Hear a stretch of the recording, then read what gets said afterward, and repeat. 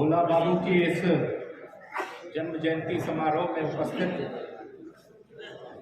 आप सभी,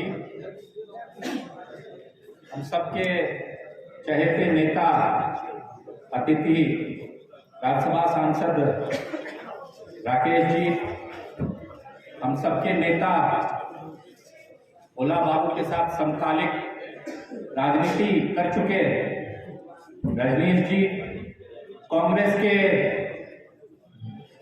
जिला अध्यक्ष सार्जन जी जो उनके साथ चुनाव में लड़ चुके हैं, उनके खास सहयोगी रहे रामविलास जी, भारतीय जनता पार्टी जिला अध्यक्ष राजीव वर्मा जी, उनके सहयोगी रह चुके ललंदा, सुरेश बाबू, श्री बाबू, बेगूसराय नगर निगम की उप महापौर नवीन जी, भारतीय जनता पार्टी महिला मोर्चा की अध्यक्षा जी, भोला बाबू के सबके निकटतम सहयोगी रह चुके रामशंकर पासवान जी, अमर जी, चितरंजन बाबू, रामरेखा जी, भारतीय जनता पार्टी के पूर्व में जिलाध्यक्ष रह चुके संजय जी, और आप सभी देवियों सज्जनों, सर्वप्रथम तो मैं आप सबको धन्यवाद ज्ञापित करना चाहता हूं कि सुबह तो ऐसा प्रतीत हो रहा था, इतना ज्यादा कुहासा था कि शायद ये सभा ना हो पाए,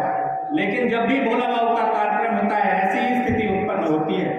पिछले बार भी जबरदस्त मूसलाधार बारिश हो रही थी, लेकिन जैसे ही 10 बजा आसमान साफ हो गया था, वही हाल आज भी हुआ। इस विपरीत मौसम में आप सबका बेगूसराय के कोने कोने से यहाँ उपस्थित होने के लिए अपने अंतःकरण से धन्यवाद देना चाहता हूँ। हजारों साल नरगिस अपने बेलुरी पे रोती है, बड़ी मुश्किल से होता है चमन में दिलावार पैदा। भोला बाबू एक व्यक्ति नहीं, एक विचार है। वो एक चिंगारी नहीं, एक अंगार है। वो सीमित नहीं, विस्तार है। उनका व्यक्तित्व, उनका कृतित्व, उनका कवित्व उनके व्यक्तित्व में ऐसा आयाम प्रदान करता है कि बेगूसराय के इतिहास में उनको हमेशा जाना जाए। भले उनके नाम की कोई प्रतिमा बेगूसराय जिले में ना हो, लेकिन जब भी गरीब गुरबों की, वंचितों, शोषितों की आवाज उठेगी तो भोला बाबू को याद किया जाए। भले बेगूसराय जिला में उनके नाम पे कोई पुल पुलिया ना हो, लेकिन सत्ता में रहकर अपने लोगों के लिए, सत्ता के शीर्ष पे बैठे शासकों से लड़ने के लिए जब भी बात होगी तो भोला बाबू को याद किया जाए। बहुत कम समय उनको मिला देश के सबसे बड़े पंचायत में अपने मातृभूमि का, अपने जन्मभूमि का प्रतिनिधित्व करने के लिए। 4.5 साल का अल्प समय उनको लोकसभा में मिला बेगूसराय के प्रतिनिधित्व के लिए, लेकिन उस 4 साल में उन्होंने ऐसी लकीर खींची कि शायद ही लोकतंत्र, भारतीय लोकतंत्र के इतिहास में वो काम कोई कर पाया हो। आप याद कीजिए कि 2014 से पहले बेगूसराय की स्थिति क्या थी। रिफाइनरी गोदाम बनने के कगार पे था। राजेंद्र पुल हर एक दूसरे महीने क्षतिग्रस्त रहता था, बंद रहता था। फर्टिलाइजर पे आश्वासन आते रहते थे, लेकिन कोई प्रगति नहीं थी।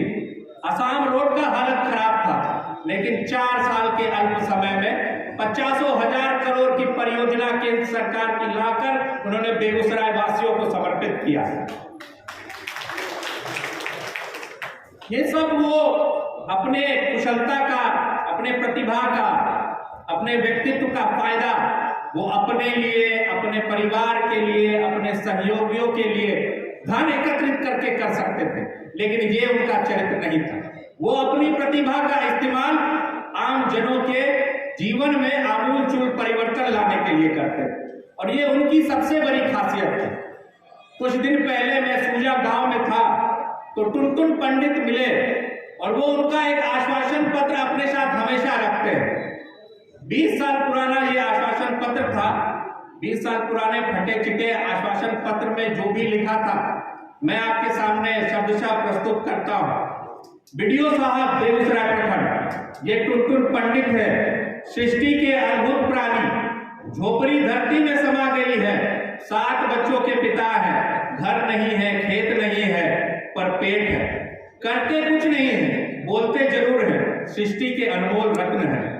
इन्हें भेज रहा हूं इंदिरा आवास के लिए, सूजा गांधी ग्राम के हैं, बेकहल। बस इतना सा पत्र था। बताइए कि ऐसे आत्मीय पत्र को देख के कौन अधिकारी नहीं चाहेगा कि वो काम कर सके। अपने 50 साल की राजनीति में उन्होंने ऐसी अनगिनत पत्रों को लिखा और जिसके कारण कई लाखों जीवन में परिवर्तन आया। अपने कार्यकर्ताओं के साथ भी उनकी गजब की आत्मीयता थी। आज शायद यहाँ मधुरापुर के कृष्णनंदन जी नहीं है। जब वो सांसद थे तो कृष्णनंदन जी अपने कार्यकर्ताओं के साथ तेघरा ब्लॉक पे धरना दे रहे थे। यहाँ कुछ लोग मौजूद हैं, उनके साथ धरना में मौजूद थे। कुछ बहस हो गई वहां के अधिकारियों के साथ, ब्लॉक के अधिकारियों के साथ। बहस आगे बढ़ी, कुछ अपशब्द अधिकारियों ने कह दिया, बहस हाथापाई तक पहुंच गई, दोनों तरफ से चोटें आई, एफआईआर हुआ। ब्लॉक के सभी कर्मचारी धरना पे बैठ गए और वो ये मांग करने लगे कि कृष्णनंदन सहित भारतीय जनता पार्टी के सभी कार्यकर्ताओं की 24 घंटे के अंदर गिरफ्तारी हो। नहीं